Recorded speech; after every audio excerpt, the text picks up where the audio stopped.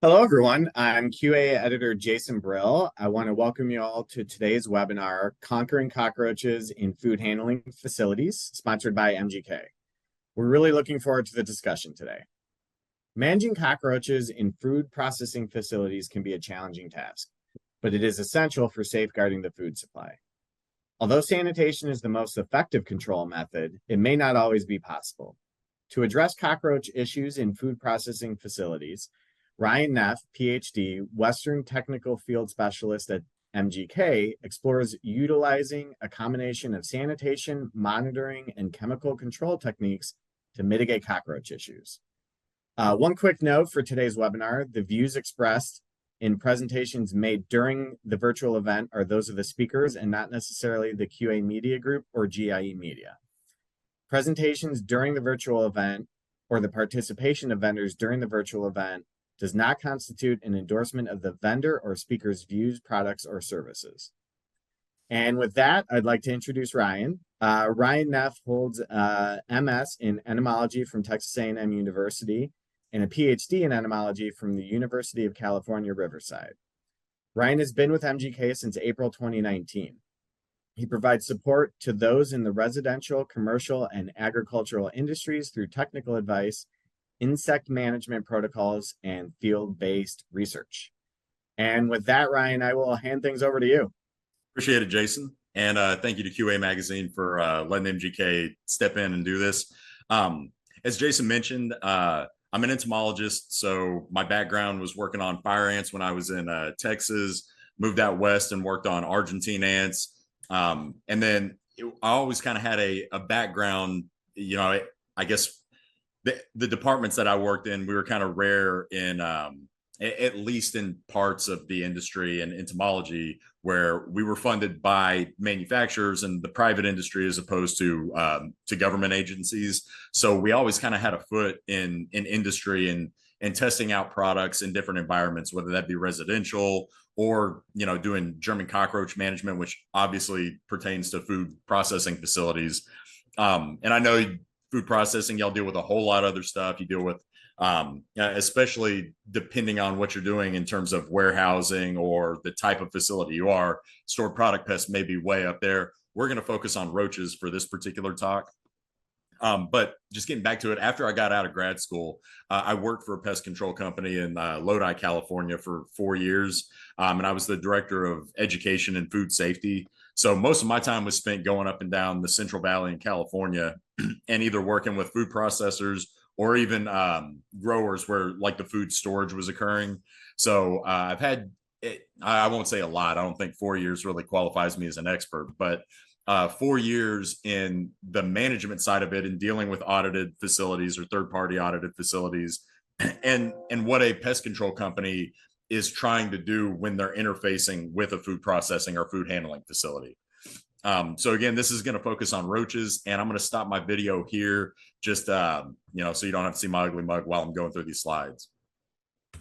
So in terms of the significance of roaches, and again, I realize that probably a lot of people on this call, you're not going to be necessarily associated with the pest management side. You may just be the point of contact for whatever pest management, company that you've contracted out to do this. Now, depending on what state you're in or what company you're with, you may actually be doing the pest control internally. I do run across those folks sometimes, but I'll be honest, having dealt internationally with, countries like Japan where the Japanese tend to do a lot more of the pest control internally as opposed to contracting out, some of these international pest management companies. So whether you're doing this internally or whether you're the point of contact for the pest control company that you've hired, hopefully I'll be able to kind of talk to you in a way that you'll recognize. And I also want to point out too that having been like one of those points of contact for people in food processing facilities, I know that you've got a lot more on your plate than having to just deal with pest control. If you're going through a silica audit or an SQF audit and, you've got these folks, you're trying to get prepped for it. Pest control is, compared to a lot of things, it falls down the pecking order comparatively, depending on, the shape of your facility. So I don't want to sit here and act like, pest control is the most important thing that you have to deal with. It is very important, and food contamination from insects and rodents and other things is an important issue. But again, I also realize that from a QA standpoint, you've got a lot more on your plate than just dealing with pest control. Even if when we're in there, we sometimes make it seem like this is the most important thing. But in terms of cockroach revenue, if you combine commercial and residential, and kind of throw termites out of the equations, other than ants, cockroaches is, a very, very close second for pest management companies. So obviously that's a big revenue generator. That's a big deal for us. In terms of the revenue distribution, again, I told you ants and roaches, that accounts for that's almost half of the revenue if you throw termites out of there. And I say throwing termites out because that's a whole other can of worms that we're not going to get into. Some species have the potential for mechanical transmission of pathogens. And I'll just go ahead and give you a little inside baseball on how academia works, which is, and some of you may already be kind of rolling your eyes about academia, and I understand why in a lot of cases, because one of the first things we do is if there's a new pest out, for instance, there was a species of ant that got into Southeast Texas while I was in grad school there. And the very first thing we did was try to set up an experiment showing that these ants could transfer E. coli from a petri dish that they walked across and inoculate another petri dish that didn't have any E. coli. If we can do an experiment showing that they do transmit that, then voila, we've got a public health pest, and all of a sudden that grant money starts flowing in. So again, we, in some cases we set up experiments that don't necessarily correspond with real life situations, but I digress. The whole inside part of academics is beyond the scope of this talk. But in general, cockroaches are never tolerated, or there's a low tolerance for them. I've been in plenty of food processing facilities where, based on the construction or based on how the equipment was installed in a particular warehouse or in a particular facility, there's zero chance that you can eliminate cockroaches from certain facilities. The construction and the way equipment is set up, it doesn't lend itself to it, because at the end of the day, you can't get to the spots that need to be cleaned. So even if you had a perfect cleaning schedule and you stayed on top of your employees and you didn't just power wash, crud off the sides of equipment and, have it collect in other places where you can't reach it, even if you did everything right, in some situations, there's just nothing you can really do, because there are going to be little harborage sites where you're always going to be fighting with German cockroaches.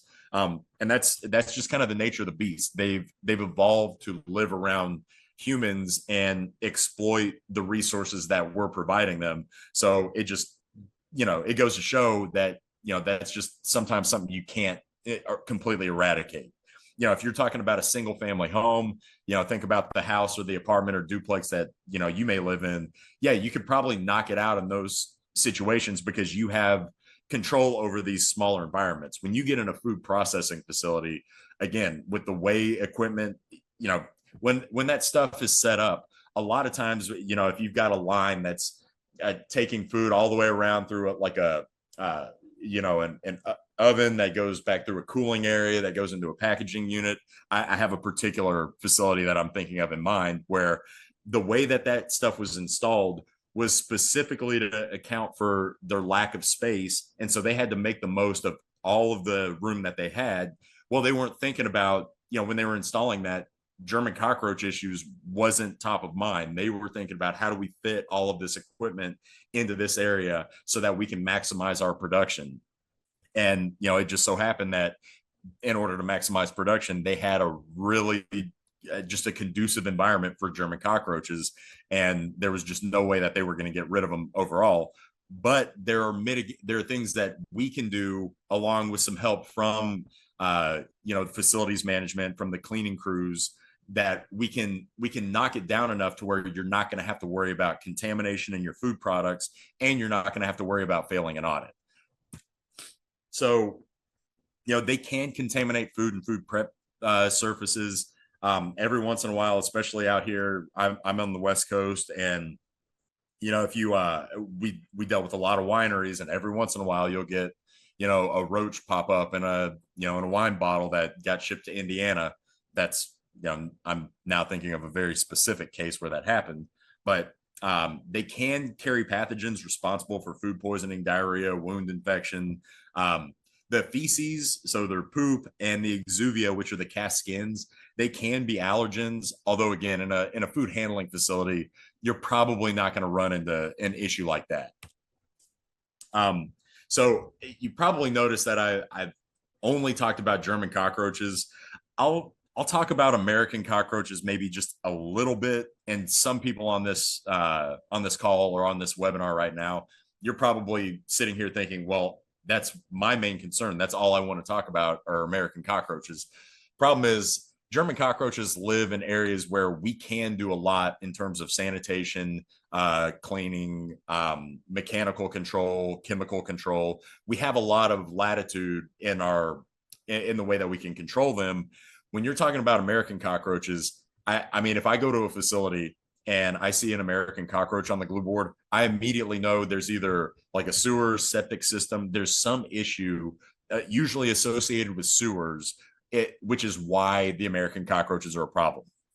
Anywhere where I've dealt with American cockroaches in California, it's always been associated with, for instance, like a bottling area where they store a lot of bottles out kind of in the open. There's a manhole right around there, and because of all the grape juice and the skins and all of the other stuff from processing that gets washed down into those areas, you've got massive populations of American cockroaches.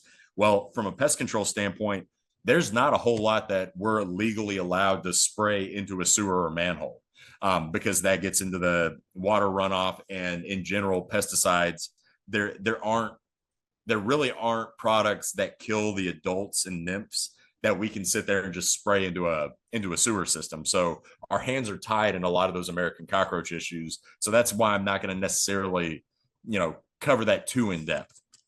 But with German cockroaches, if anybody on this call is familiar with German cockroaches, I don't really need to tell you about how to identify them. They're very obvious. I do want to bring this up, just one quick thing, because identification for pest control is probably the most important thing. Although if you're dealing with German cockroaches, 99.999% of the time, you're dealing with them. You don't have to sit there and you don't have to send it off to an entomologist. You don't have to put it under a scope. You know what you're dealing with. But I have run into one situation where we had or what we thought were German cockroaches. We just had a bunch of adults showing up on glue boards. We're like, oh, well, we need to go in and do a massive treatment. So go in, did a treatment. Well, show up there. And I say it was just the company I was working for. When I showed up there and I got the glue boards, I was looking at them and it's like, these aren't German cockroaches. These are actually field roaches. They look almost identical, except they're a little more silvery in color, but they're about the same size. They've got the same stripes on that pronotum. They look almost identical, but they come from the outside and they fly. So in this one particular instance, we wasted a bunch of time and a bunch of effort in treating on the interior when the problem was coming in from the outside. And that's, we either would need to treat out there or set up some kind of exclusion from where they were getting in. And that would solve the problem, as opposed to sitting there and spraying a bunch on the interior. So that's the only reason I bring up German cockroach ID, is most of the time, you know what you're dealing with, but every once in a while you get thrown for a loop. The other case where you might get thrown for a loop is if you look here, if you can see my cursor right above this ootheca, that egg capsule, there's this first instar German cockroach nymph. And those are really, really tiny. And by the time they get to maybe like the third instar, it just looks like a little bit bigger version of that first instar. And when I say instar, that's just, after it hatches out of the egg, it's in this first stage. That's the instar. It sheds its skin. It's in the second instar. It sheds its skin again. It's in the third. So that's what an instar is. And when you get to about this size, this looks almost identical to an adult 3-lined cockroach. So again, there's another roach that even in the adult form, it looks a lot like a German cockroach nymph. And I've had the same thing where, the 3-lined roach, it occurs outside, but we've had people doing treatments on the interior because they think they have German cockroaches. So there's two very small examples of where identification did kind of come back and bite somebody in the butt. Now this I definitely don't need to talk about because if you're for whatever reason trying to get your license in a particular state for pest control, maybe this is important. But all you need to know about German cockroaches is they reproduce really, really quickly. They have very fast generation times. They lay a lot of eggs. And one thing that does, and when I start talking about insecticide resistance later on, this is one of the reasons where cockroaches build up that resistance. When you have a bug that has a very high reproductive output and has a very short generation time where it can go from egg to adult in, in a lot of cases, maybe like a month and a half, that's really quick. And if you're providing them with sublethal doses of insecticides, you can get resistance building up really quickly. And I'll show you some data from my old lab at UC Riverside, where we took samples of roaches all throughout California and showed how resistant they are to multiple active ingredients. So just in terms of their ability, you've got a bunch of different roaches, but I'd say the main ones that you're going to deal with in food processing, German cockroach is going to be probably 99% of your cases. American cockroach is going to be the second most. If you're over on the East Coast, you may deal with smoky browns every once in a while. Oriental cockroaches and Turkestan cockroaches, you can definitely deal with, but usually they're coming in from the outside or they're living in cracks and crevices. Like if you've got a crack in the expansion joint and it's right near the exterior, you may have them living, relatively close, but they're not going to be living where German cockroaches do, around the machinery, feeding on all of that gunk that's produced right around all the equipment. On glue boards, the adults that you see on there probably most commonly are going to be adult males. They leave harborage at night. They move extensively throughout the infested area. They travel much further than other German cockroaches, and they're the easiest stage insects to kill. Adult females, they're going to be, other than the first instar nymphs, probably the hardest to kill because they don't go out as often. The adult females, they hang out. They go out, maybe every couple of days, but when they do go out, they feed pretty extensively. So, if you're doing a baiting program, or if your pest control company's implementing a baiting program, if you put the bait in the right spot, you can definitely kill off the adult females because they're going to go out and they're going to eat quite a bit of that bait. Nymphs, the first instars, these, when they hatch out of that egg capsule, that little ootheca, and it's interesting, just as a little tangent here. When I was in school and we were looking at the relationships between bugs, we had cockroaches in one group, termites in another group, praying mantids in one group. And since I've gotten out of school, they've all been kind of lumped together. And it's because of that type of egg capsule that they produce. It's called an ootheca, and it's produced in a similar way. And really, as disgusting as German cockroaches, or a lot of people think cockroaches are in general, if you take one of them and you look at that side view of it, it looks like a praying mantis, just without that kind of elongated pronotum, which I know most people aren't going to know pronotum, but the mantid kind of has that long looking neck thing. That's, if you squash that down, a praying mantis looks an awful lot like a cockroach. But I digress.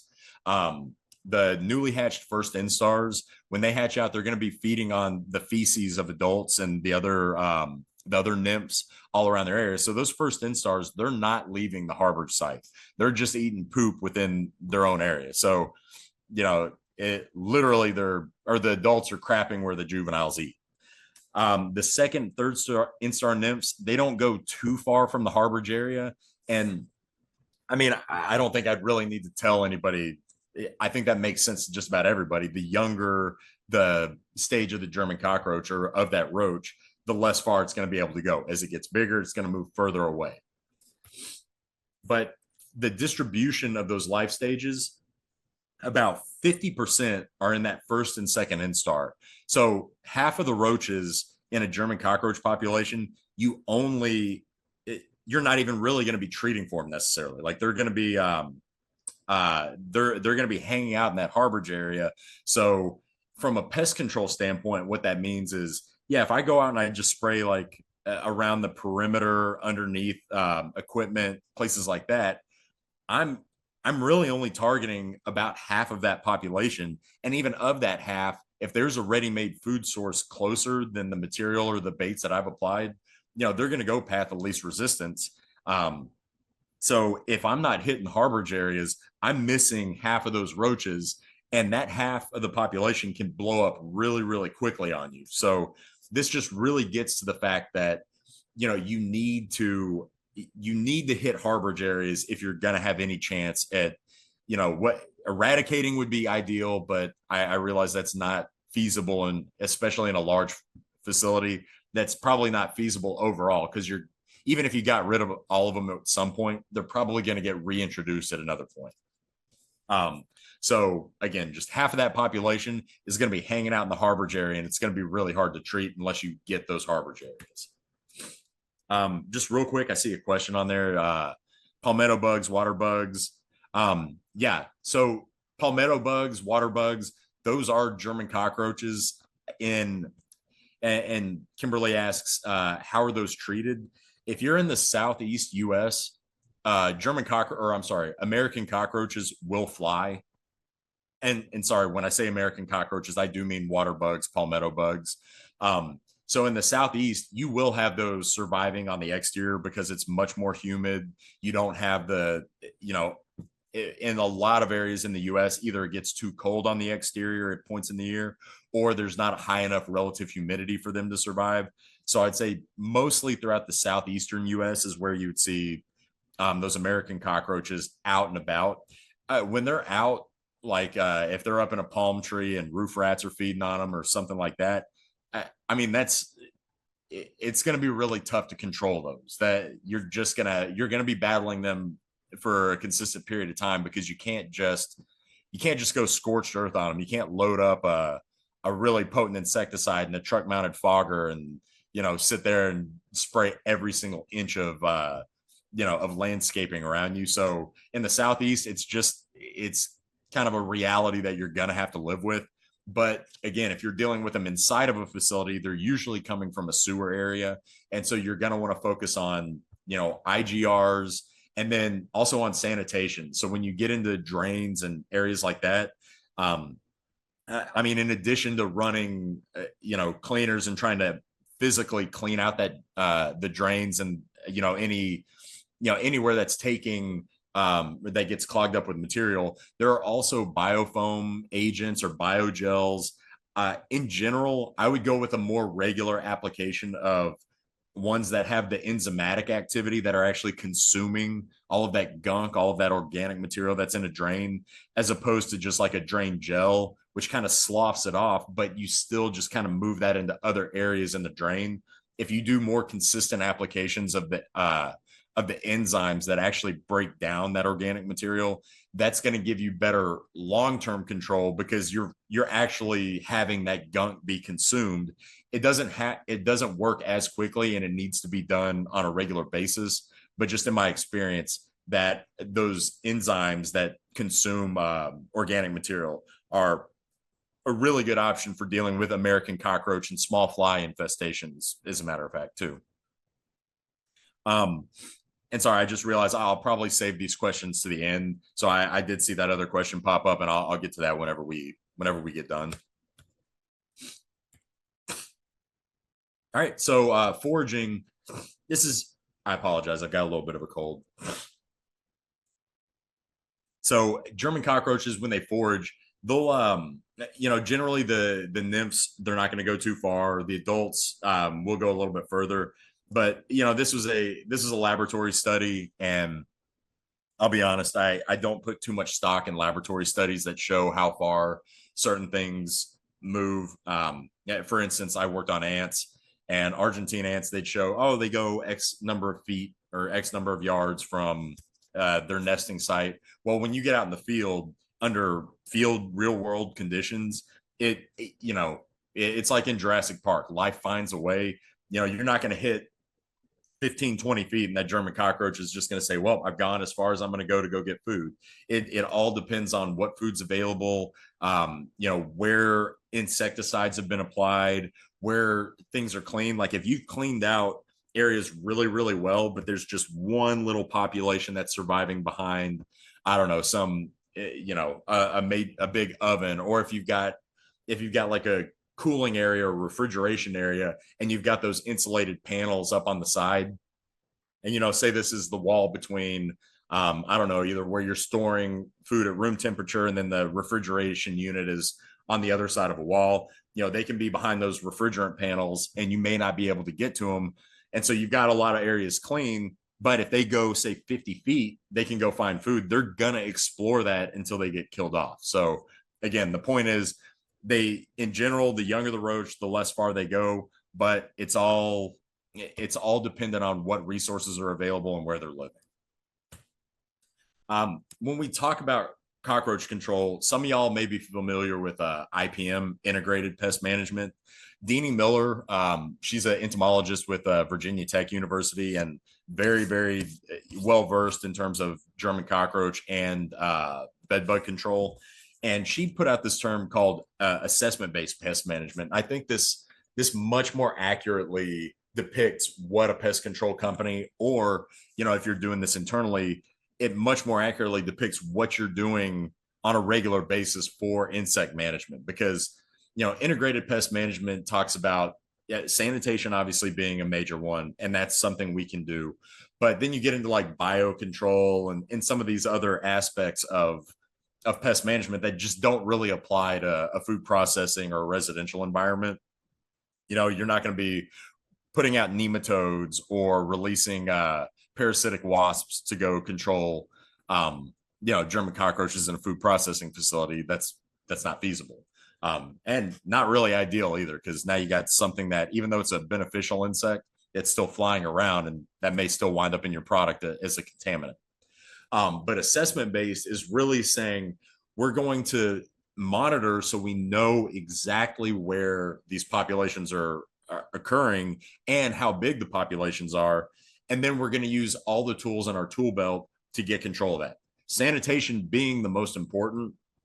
And, I work for a pesticide manufacturer, so obviously I want nothing more than for either yourselves or for pest control companies to just buy as much of our product as you possibly could. But, if you're being honest with yourself, or if I'm being honest with myself, sanitation, and I've been in places like this where their sanitation and the layout of the facility was conducive to sanitation, was so good that they really didn't need to spray anything. They were getting such good control just by keeping basically the food away from those roaches, that they had few, if any, roaches that would pop out. And because they were doing such a good job monitoring with glue boards, they knew exactly where those populations occurred. And so that is the most important thing. Now, that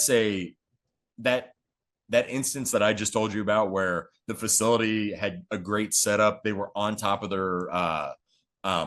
their cleaning protocols really well. That's the exception, I would say, rather than the rule.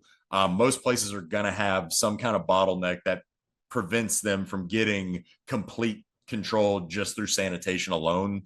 Or at least the ones that I've been out to. Maybe they exist more, and I haven't seen them because they haven't needed to call me. But in most cases, there are going to be some bottlenecks or some issues with the facility that do warrant chemical control to some degree. But using those glue boards, you can pinpoint where you're treating so that you're not just spraying indiscriminately.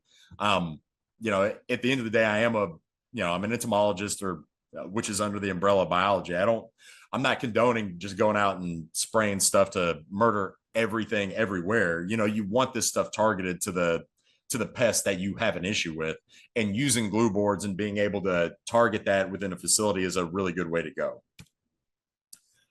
So inspection and ID, that's the number one thing. And I make this point all the time, which is, if I'm dealing with German cockroaches, if I have somebody that's treated for roaches for a while, that's been in the industry, that really knows what they're doing and really focuses on thorough inspection and using glue boards to find those pockets of bugs. I could give that person a couple of cans of Raid and they would do way better than if I gave somebody that didn't have as good of skills in terms of inspection and identification of harbored sites. If I gave them the most potent insecticide and a unit that just said, hey, go in and treat wherever you want, just spray it everywhere. The person that was really good with a can of Raid would probably get better control. So, that's one of the things with cockroach control. They're, good products and good active ingredients do help. But at the end of the day, if you're not good, or if your pest control company is not good at doing a really thorough inspection and identifying harbored sites, you're going to have a tough time getting control. So that kind of dovetails into the biology and habits. And then that allows you to design that APM or IPM program. And then, communication and education with whether it's clients. So, from a pest control company to yourselves, or even if you're trying to convey your protocol or your pest control strategy to a third party auditor, that in that case, that would be your client. You've got to be able to convey that, in an accurate way. And especially when you've got auditors going through and saying, hey, what's going on here? I'm seeing a lot of German cockroaches on these glue boards. In my experience with auditors, as long as you kind of have a proactive way to address that, if, let's say the auditor comes in and they say, hey, I'm finding a lot of cockroaches on these glue boards. What's going on? You say, well, we've identified that that's the harbor site. And now because of the numbers that we're finding, we're implementing X for sanitation and we're going to be treating in Y areas. As long as you have a bit of a written plan in place for escalation for that, a lot of times the auditors, that's good enough, because the whole idea is that you've got a proactive program in place. It's, even though like the HACCP program or HACCP doesn't, pest control is not outlined under, like, you don't have to write up the same kind of protocols for pest control as you do for other areas that are under that HACCP guidelines. But pest control is still a part of those prerequisites, and having that written up it'll go a long way into appeasing an auditor. So I already talked about glue boards to pinpoint harborage areas. Bait products, you want to get those as close to harborage sites as possible.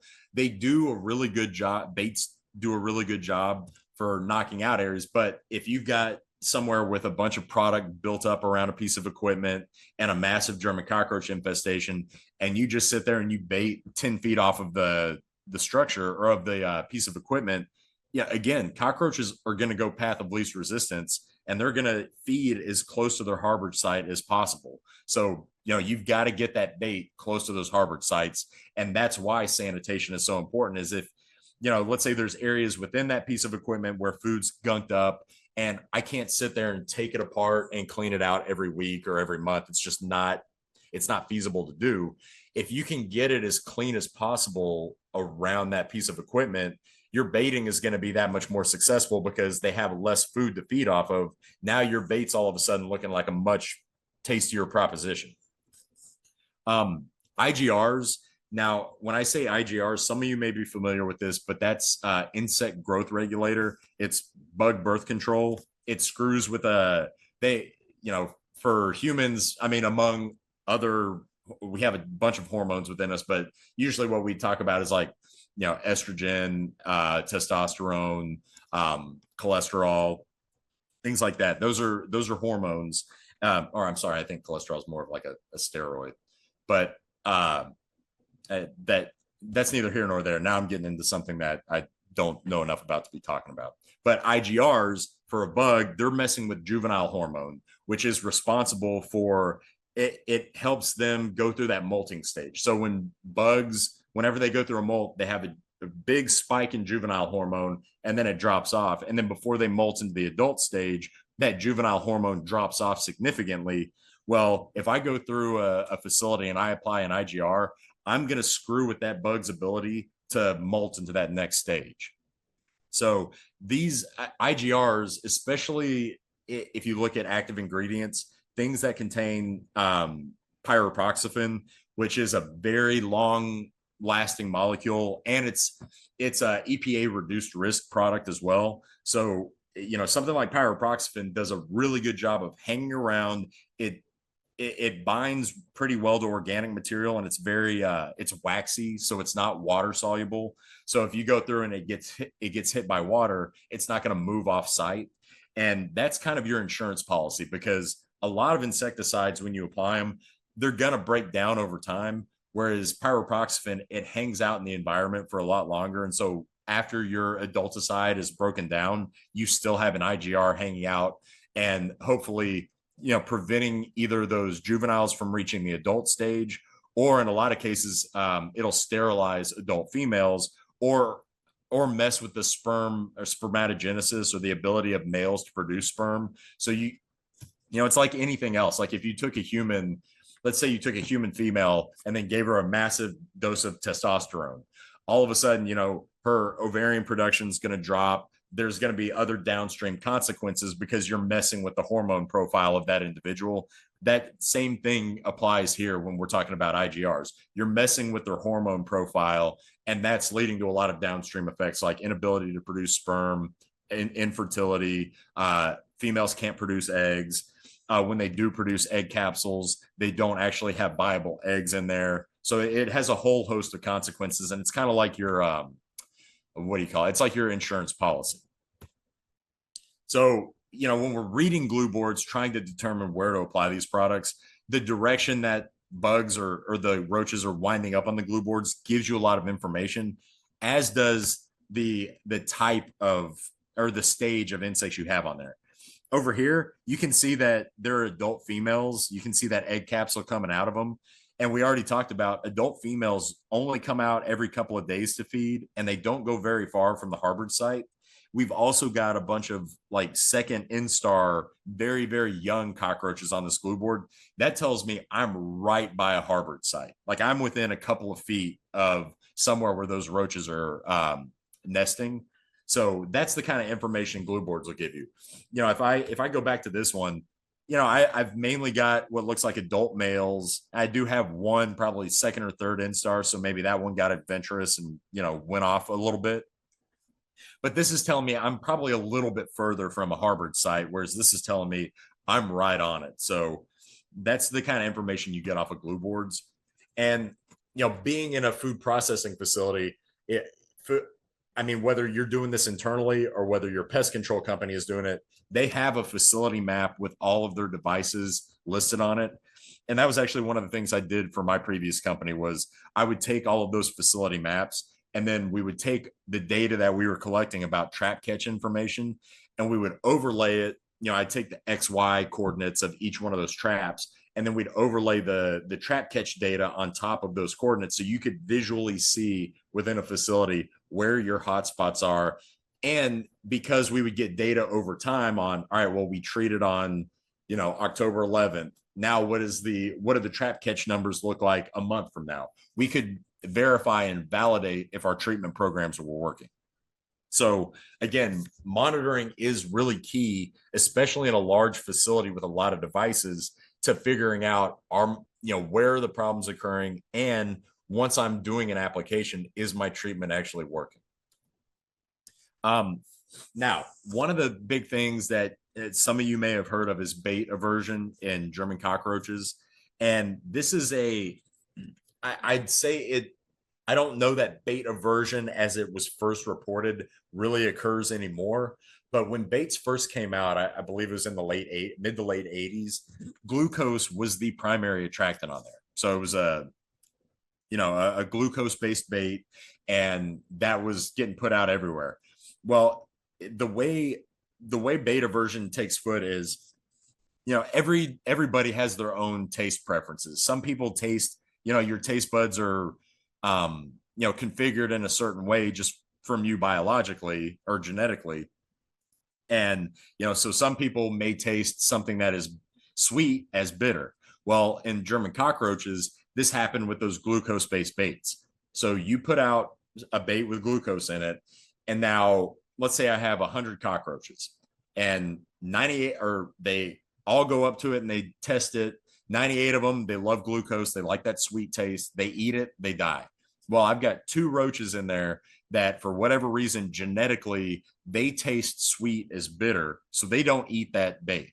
Well, now they're left over to reproduce. And now that next generation of cockroaches, you've got, anywhere between 25 and 75% of those roaches that now taste sweet as bitter. And so the next time I go out and I put out that glucose bait, I get maybe only 50 to 25% of the roaches eating it and dying.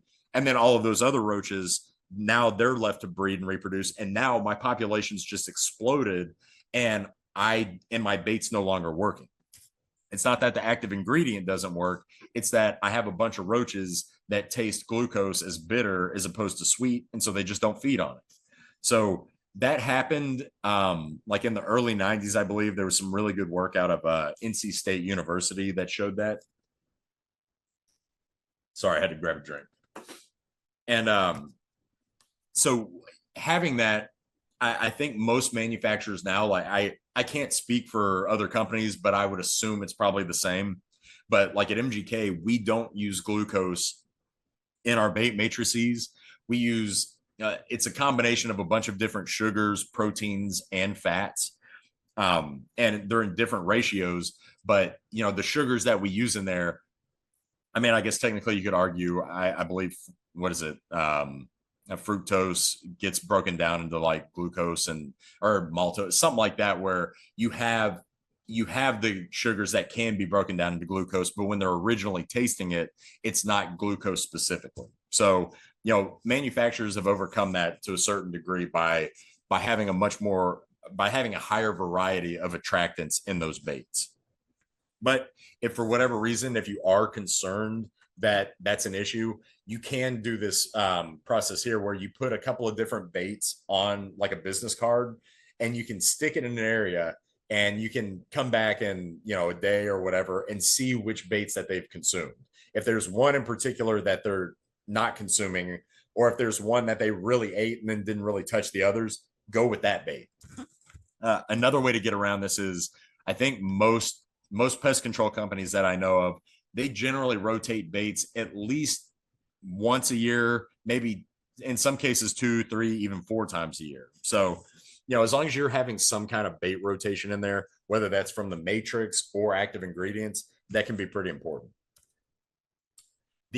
So that beta version is one kind of resistance, but there are other types of resistance, and that would be insecticidal resistance. And that's where either the target site itself, where it's the receptor protein that, if it's a nervous system toxin that it binds to, all of a sudden you've got a little change in an amino acid sequence. It reconfigures the way that protein folds just enough to where now that insecticide doesn't bind very well. And now you may have resistance to that. Or the most common way is you just select for roaches that have a much higher ability to detoxify themselves. There are certain enzymes that help detoxify insecticides, and you will select for that over time. In the exact same way that I told you about how that beta version happens, where you've got a couple of roaches in that population that just taste glucose as bitter. Oh, the same thing is in that same population, you may have a couple of roaches that just have a really, really high level of enzymatic activity of those detoxifying enzymes. And, maybe that makes them slower. Maybe they don't reproduce as well, so that under normal conditions, they wouldn't blow up. But if all of a sudden I'm putting out insecticide and I kill off all the other roaches, well, now they're able to reproduce at a much faster clip, and all my subsequent generations have a much higher level of that insecticide resistance. So actually, I'm going to skip forward just a second here because I want to piggyback on what I was just talking about with resistance. So with resistance, this is a study that that came out of the University of California, Riverside in conjunction with, I believe it was Michael Scharf with the University of Florida. And so we took these populations of roaches from around California, and we looked at, this one on the top left, deltamethrin. It's a pyrethroid, something, a classic chemistry we use a lot for roach control. Fipronil is in a lot of baits. DDT was thrown in there just because, you can use that in the lab, but it does have a similar mode of action to pyrethroids. And then also dieldrin, which is something that nobody uses anymore. That was really popular, I believe, in like the, probably 50s, 60s, getting into the 70s. But that, along with like DDT, chlordane, heptachlor, all of that, those have all been discontinued or outlawed. But if you look at the top two, deltamethrin and fipronil, you can see that this UCR strain, I mean, if you poured water on them wrong, they would probably die. It's a lab strain. They're highly susceptible to pesticides. But then you look at these field strains, and that white bar that's supposed to be on the left side that you see on UCR, you don't see that at all with any of those field strains. And that's 3 times the dose that it takes to kill 95% of the UCR population. So a regular dose isn't doing jack to those field roaches. And you get up to 10 times that dose, and you're still only winding up with, best case scenario, 25% mortality. With fipronil, you may get lucky and get 50% mortality. But I mean, if you look at the roaches that I collected from, I collected these from an apartment complex in San Jose. And even with 10 times the LD95 of fipronil, I'm still only getting about 15% mortality. So field strains are very, very resistant to pesticides. Now, this is a very busy graph. I only want you to look at the top right graph, which is B, and it says 10x the LD95 of deltamethrin. So if you can see it, that first little line there, that white bar, that is the insecticide only. So that's 10 times the LD95 of deltamethrin, and you're seeing very low mortality, if any. And then all of a sudden you throw in this PBO and you see that mortality jump up big time. And that's a really important thing, because I just told you that one of the main reasons for insecticide resistance in German cockroaches is that metabolic resistance, where they have a lot of those detoxifying enzymes. PBO is a synergist. It's piperonyl butoxide, and it binds up and inhibits those enzymes, and it prevents them from detoxifying the pesticide. And so now, if I've bound up those detox enzymes, my insecticide is much more effective. And I go from almost no mortality with that 10x dose to, I've jumped up to between 75 and 100% mortality now. So that's just telling you that if resistance is an issue, and if you're worried about that, if you add piperonyl butoxide, that synergist, to your tank mix, you can all of a sudden get much, much higher control if that enzymatic resistance is in fact what's going on. And this is showing how resistant they are to some of the most common classes of insecticides. Again, I told you this one right here, all white boxes, that's the UC Riverside strain, which is highly susceptible. But then you get over here into these field strains, and you get really high resistance to fipronil, really high resistance to neonics, pretty high resistance to indoxacarb. Now, these over here, abamectin and hydromethylnon, we saw much lower resistance to, which was very funny, because these are they're older active ingredients, but that just tells you that, as the industry has evolved, we've gone to using these newer active ingredients, and they've built up resistance to them. But because we haven't been using these older active ingredients for a while, all of a sudden they're susceptible again. So this is a really good case right here for why you want to rotate active ingredients, because, if I would have done this chart, say 15 years ago, hydromethylnon would have been all like dark black like this. And abamectin probably would have been up there too. But because they're not used as frequently, now the roaches they're more susceptible to them. So if I do a rotation between all of these different classes of chemistry on a regular basis, I'm much less likely to wind up with them highly resistant to any one active ingredient.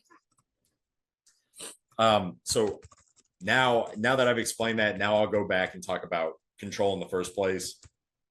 So, obviously you want to, if you can, prep. And from a pest control standpoint, obviously you want your B&G or your hand can, whatever you're spraying with. These machines up top, these Actisol machines, I absolutely love these things. they're great at moving material into harborage areas, and because they're mechanical aerosol generators. So a lot of folks will use aerosol cans, and those are extremely effective. But if you're doing a food processing facility, that can get really expensive because the number of aerosol cans that you would have to use, it just increases exponentially compared to if you're doing like a single family kitchen or an apartment kitchen, or even like a small mom and pop restaurant. And so these Actisol machines, you can basically pour concentrates in them, and it's kind of like like the bulk. It's like the bulk version of doing an aerosol can. But the other nice thing is, when you push on these handles, like if I'm trying to get this back into a wall void or somewhere where I need that material to get kind of almost like fogged into that void, I can sit there and I can hit it with the handle for a second, and then I let off, and then that air is going to circulate that material all through that void. So those machines do a really good job of moving material around into hard to reach voids. But the most important piece of equipment you need is an Actisol, or not an Actisol, a flashlight. I mean, I can't tell you how many times previously I always had access to a flashlight because I would drive around and I had it in my truck. Now that I travel and I've given my flashlight away a few times, so I don't have one ready on me all the time. And your iPhone doesn't work. I mean, it can work in a very small area, but you need a much stronger light. So yeah, flashlight's definitely the most important. I already talked about inspections. This is a commercial kitchen. This isn't really like a food processing line, but the same kinds of things apply, because you're going to look in areas where the motor housing is, where depending on how hot it is in that environment, that motor housing is usually, there's going to be some condensation built up around there. It's warm because that motor's on.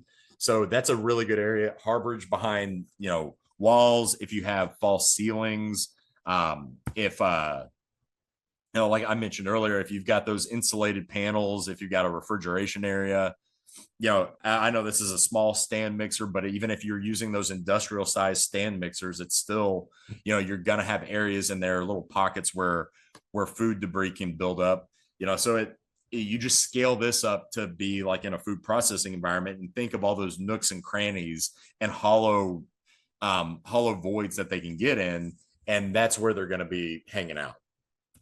So skipping through this, this is when I was talking about the Actisol machine. This is not how you use it. If you're doing it like that, you're pretty much just wasting material, because that unit's designed to get things into very, very small voids. If you're applying like that, you're kind of just wasting your product. You'd be better off using a hand can or a B&G and spraying in that way. That's more of an area where you'd expect to use the Actisol machine, or back behind a piece of equipment, or areas like that.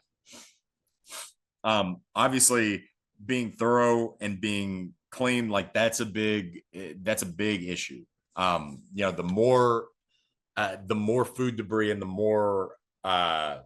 more resources they have to feed on, the worse it's going to be in terms of, like, even if I apply material, are they going to end up feeding on it? Because there's so much food available to them, they may not come out and get a lethal dose of my insecticide. So before I get done here and start answering some questions, I do want to go over something that we've learned here over the past couple of years, which is, in the industry, we talk about repellent materials versus non-repellent materials. And it's true for for the most part, pyrethroids. Let's say you fog or you're applying a pyrethroid, when they're wet, they are repellent. Like, they will get things moving. They have like it causes excitation in roaches, and it will get them running around. Like, they'll run out of their harborage area. But once that material dries, they will return to the harborage area. And if you don't believe me, here's a little experiment I did in my living room. So over here on the left side, we've got a very common neonicotinoid product at the high rate. And underneath this red piece of plexiglass, it's sitting about 1.5 inches up off of a single pane glass that I purchased from Lowe's. And then over here in the light area, that's uncovered, that's untreated. So they've got the option of going into a simulated harborage area that's treated, or if they feel like there's something over there that's going to harm them, they can go out and hang out in the untreated area, even though it's light. And so I've got on the left and in the middle, I've got two quote unquote non-repellent materials. I've treated them and allowed them to dry. And then over on the right, I've got our product Fast Cap, which is for any of you that may be familiar with products and chemistry, it's a microcap pyrethroid with PBO, that synergist I talked about earlier, plus prolethrine, which is one of the active ingredients in very common wasp control products. So it gives you a very quick knockdown. So if there was anything that was going to be repellent after it was dried, it should be this one on the right. But now look what happens when I drop German cockroaches in there. They just run around randomly. And even on the Fast Cap side, they're still running underneath that, because once that material is dried, they don't perceive that as repellent anymore. So if I was treating for something like ants or termites, a social insect where I want them exposed over a long period of time, I wouldn't necessarily want to use Fast Cap as like my number one go-to product, because I want a high body count. If I'm treating for ants, I want them to recruit over that material for an extended period of time. Whereas roaches, roaches, it's every roach for themselves. It's not a colony of roaches. Even though they're hanging out in the same harborage area, one female roach isn't going and bringing back food for her babies. She's not helping rear the young of she's not even helping rear her young. It's just every roach for themselves. So if I kill those roaches quickly, which is what you're seeing here, this is sped up to go over about a 20-minute period. Pretty much all the roaches are dead within that 20-minute period. Whereas if I looked at the other roaches, they're still running around for a couple of hours. And that's not a bad thing. Like these other two products on the left, they're phenomenal for controlling roaches. All I'm getting across here is, that the whole repellent versus non-repellent argument for German cockroach control, it's not as important as we thought. And what that does in terms, or what that means from a practical control standpoint, is most of the time people would say, don't use liquid residual products with bait because you're going to make it to where they don't like the bait. Well, turns out if you apply product and, once it's dried, I can immediately bait over the top of it. So I'm going to start this one. If you look on the left here, this little wax dish that was treated with Fast Cap, that, quote unquote repellent product. Once that Fast Cap dried, we applied bait over the top of it. And so watch this dish. You'll see them line up and they're at it like a feeding trough. They don't detect that Fast Cap's there. They have no problem feeding on the bait. It hasn't done anything to make them bait averse. They have no problem feeding on it. So the point being, if baits are a part of your cockroach control protocol, once you've applied your material and that's dried, you can immediately start baiting. You don't need to wait a week, 2 weeks, 4 weeks, because you're worried about it contaminating the bait. Once that product's dried, you're free to go in and bait. It's not going to affect the consumption of that bait. And this is just an example of that. If you look up here at the top graph, all this is showing is that those bars are all pretty much the same. And that means whether I applied material with the bait or whether I just use the bait only, that doesn't affect how much they consume. They still consume the same amount of bait regardless. But in terms of mortality, I reached 100% mortality much, much quicker when I did the liquid residual. Then I put that bait over the top of it. So this is just showing when you do that combination of liquid residual plus bait, you get control much, much quicker. So I'm about done, and I do want to answer questions. So does anybody, I'll go ahead and, I guess, Jason, is it cool if I go through the Q&A? And Yeah, go for it. Yeah. Okay. Let's see. Keisha said, treat our James with Parasan A. When enzymatic be better? I'm not familiar with Parasan. I wouldn't want to answer that just because I'd be blowing smoke at that point. But I like the enzymatic ones, at least when I've done them in smaller scale environments. But I'm also gonna say, if it ain't broke, don't fix it. if it's working for you and you're seeing really good control, I'd say, you can try it out if you're interested in it. But if Parasan A seems to be working really well for you, the only thing I would say is if you're interested, you can kind of set up some comparisons and see if it works better. The other thing too is a lot of like those enzymatic ones. If you can get buy-in from somebody with facilities to consistently apply that, even when you're not there, you might end up getting some pretty good control because they're able to apply it. Unlike a pesticide, where if they don't have a license, they can't necessarily apply it. So, those enzymatic products, if you can get buy-in, they may be able to treat. I hope that answers that question. Edward said, you mentioned resistance in California. Are there active ingredients or concentrations not allowed? All the actives that we showed, they are allowed, whether that's in liquid concentrate, like fipronil, you can't treat interior with a liquid concentrate, but there are baits that contain fipronil. So all of the ones that I showed in there, they're either allowed, whether that's in liquid residual or bait in some form. Stephen Finnegan, great. You brought up New York. Yeah, New York, you can't spray a lot of stuff in a lot of facilities. We get cardboard roaches on new pallets. So if they are smoky browns, since you can't spray, I would go with whatever baits that you can use. But again, I apologize because New York, even being in California, we have pretty strict laws. Nowhere is more strict than New York. So I'm afraid that would have to be we'd have to take that one offline and we'd have to come up with a program because New York is especially tough. Our exterminator calls them wood roaches. Your exterminator's right. If you do have actual wood roaches that are coming in from the exterior, there really is not a lot you can do other than to try to control them on the exterior. But again, I'd want to see what roaches they are just to make 100% sure on the ID, because if it's not a wood roach, there may be some things you could do about it. Let's see, what tools available to investigate through cracks and interconnected nest areas. There are like those cameras that you can run through certain areas. Again, that would be I'd want to talk to you offline for that one. And I'll just say my name is Ryan, RyanNeff. If you email me at ryan.neff@mgk.com, I'd be happy to answer any questions that you have. So Vernon Davis, are you suggesting that historically there's been resistance to abamectin?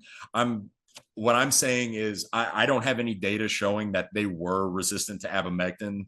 But what I'm saying is for the active ingredients that we currently have been using for a long period of time, we're showing resistance to fipronil, to indoxacarb, to the neonicotinoids.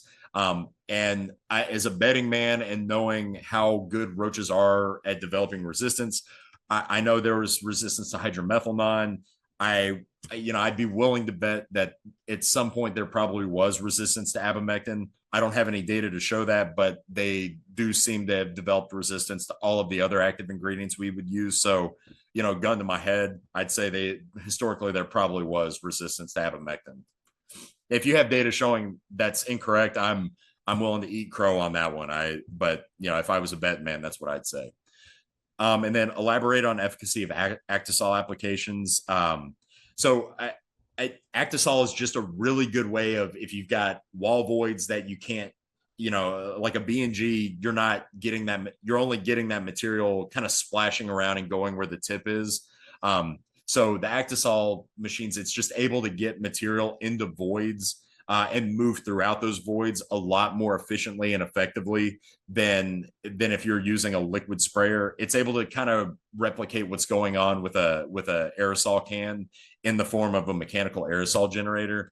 And in terms of products, I mean, I've used a lot of different products out of Actisols. I've used microcap products. I've used, typically we talk about EC or emulsifiable concentrates going out of an Actisol, but I've used like our product Samari, which is an emulsion in water. I've used Fast Cap, which is it's a suspo emulsion with microcaps plus an EC. I've used suspension concentrates. I've even used which is like products that have been a glorified wettable powder. So as long as you mix it up enough. Now, some products like microcaps and some of those other emulsion products, you may wind up with some clogging. You definitely want to back flush the air Actisol when you get done. But a lot of the EC formulations, you don't have any problem with, for the most part, that's not going to gum up or clog that Actisol. I would just caution you, whatever your product you're using out of that, make sure you clean it thoroughly afterwards. Those are great answers, Ryan. We have a couple other questions that I just want to get to that we had in the chat too. The one was how often sticky traps should be replaced. I think when we were talking about that, they missed that section. So how often should we be replacing our sticky traps? It depends on the facility you're in. If you're in a bakery and you've got a lot of like flour buildup that's going to coat those glue boards and make them less sticky, you may want to replace them more frequently. If you're in areas where that's not as big of an issue, you can replace them less frequently. I would say general rule of thumb is once every month at least, but in some cases you're going to want to replace that more often because they're either getting wet or they're getting covered by dirt or food debris or things like that. Gotcha. Cool. That is helpful. And that's why we bring Ryan on, because he knows so much about all of this. He's a great resource.